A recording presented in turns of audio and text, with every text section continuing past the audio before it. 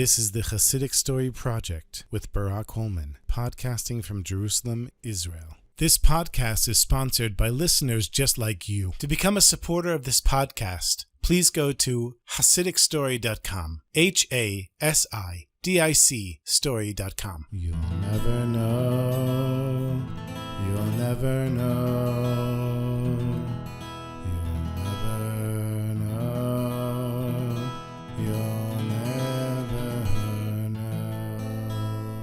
Everybody knows that when the Jews were persecuted in the Soviet Union, many of them were either killed or sent to Siberia simply for being a Jew. And amongst the Chabad Hasidim at the time, the followers of Rabbi Yosef Yitzchak Schneerson, the sixth Lubavitcher Rebbe, there was a joke that if you hadn't gone to Siberia once, you weren't really a Chassid. If you'd gone twice, then you were the real thing. But if you'd been to Siberia 3 times, then you're just showing off. And one of those Chabad Hasidim that ended up in the Gulag in Siberia was Rabbi Yosef Yitzchak Gurevitz. He was accused of being an anti-revolutionary, a capitalist, and after a 10-minute trial, sentenced to 7 years in Siberia.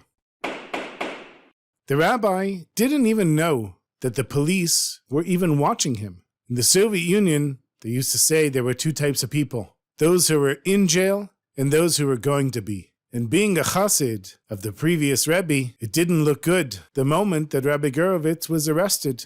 As far as the Soviets were concerned, the Rebbe was known to be a troublemaker and was willing to do anything and risk everything in order to educate Jewish children.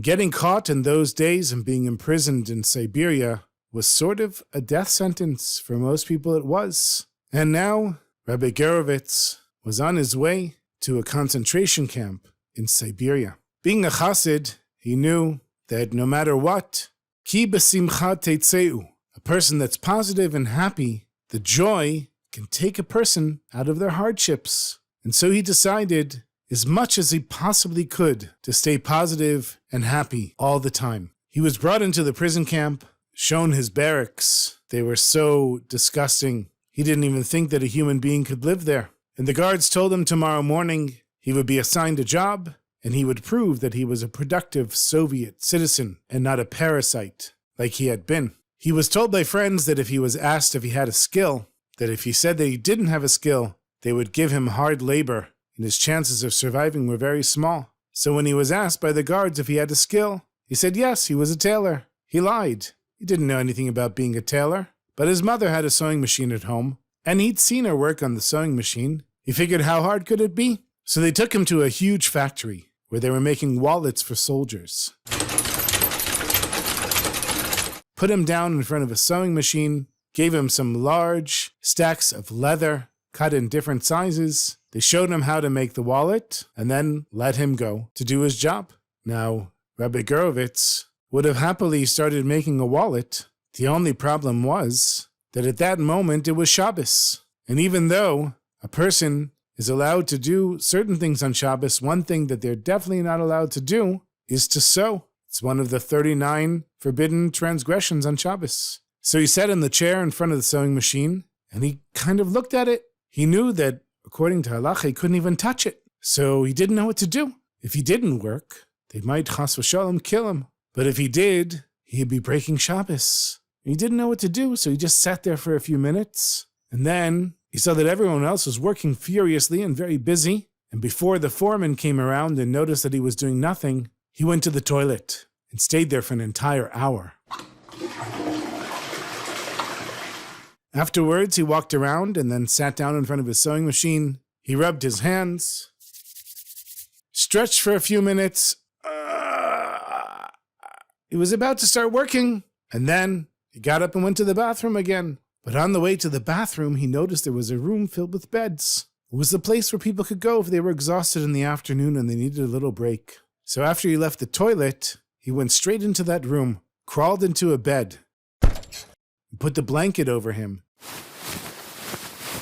hoping that no one would see him. There was another problem, though. It was the middle of the summer, and it was boiling outside, and the factory made it even hotter. And this was a heavy-duty winter blanket, thick wool. He could hardly breathe under it. but at least he said to himself, I'm honoring the Shabbos.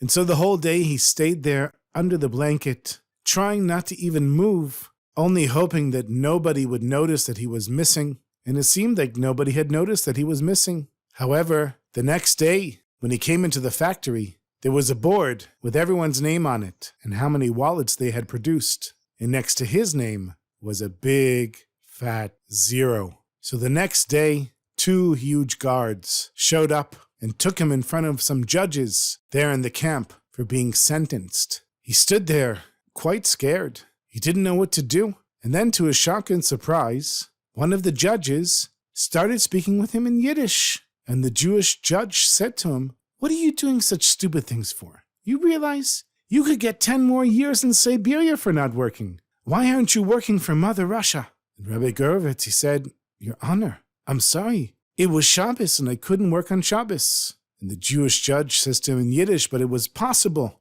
I know the halacha. If you're going to be killed for not working, so then you're allowed to work on Shabbos. The rabbi said, it could be, Your Honor, but I'm not looking for leniencies. I'm a Jew, and Jews don't work on Shabbos. And if that means that I'm going to spend 10 more years in Siberia, I'll have to accept it. But one thing I can tell you is I'm not going to break Shabbos. And the judges stared at the rabbi for a few minutes. Then they turned to one another, and they started whispering. They'd look over at the rabbi, and then whisper amongst themselves again. And the rabbi was expecting the worst. But he tried to stay optimistic and happy, which was the decision that he had made. That ki b'simcha tetzeu, because of joy, you'll be pulled out from your troubles. And he said, maybe Hashem can make a miracle happen for him. And he imagined that the judges were discussing what's the worst work they could possibly give him, and how many years they would add to his sentence. And then one of the other judges says in Russian, Okay, Gurevitz, listen up. We have a storehouse where all the leather is kept. Do you understand? And the rabbi shrugged his shoulders and he said, yes, but what does that have to do with me? And the judge continues in Russian. He said, well, the leather is a very valuable commodity here in Russia. And we have a little problem. We haven't found a way to stop people from stealing the leather. It doesn't matter who we put in charge of the leather. It gets stolen, and the guard takes the leather also. Do you understand what I'm saying to you? Instead of guarding the leather, everyone who's put in charge of it steals the leather. And now the Jewish judge continued speaking. And he said, Comrade Gurevitz, we see that you are a man of principle. If you're willing to risk your life for not breaking Shabbos, then maybe you won't steal so much leather. Do you understand? And the rabbi shook his head and he said, I never stole anything in my life. And the judges thought that was the funniest thing. They couldn't even get out a word. You never stole anything in your life. That's what everyone here in this prison says. That's what the previous guards also said. You never stole. But we see that you are different than the others because you did keep Shabbos. So we know you're going to steal something, but you're probably not going to steal as much as the other people did. And so they put him in charge of the leather. And not only did he not have any problems keeping Shabbos from that point on, but all day long he was able to sit there and learn Torah. And he even had the ability to bribe some of the guards and help his fellow Jews whenever he could, until he served out his full 7 years in Siberia. And he was let out and able to move to Eretz Yisrael, to the land of Israel. And some people might think that it was Rabbi Gurevitz who kept Shabbos, but the truth is that Shabbos kept Rabbi Gurevitz safe. And because of his attitude of being besimcha, joyous always, even in the gulag in Siberia and Russia, it was because of his simcha that he was able to get through and not only survive, but to thrive. Ay, ay, la, la, la.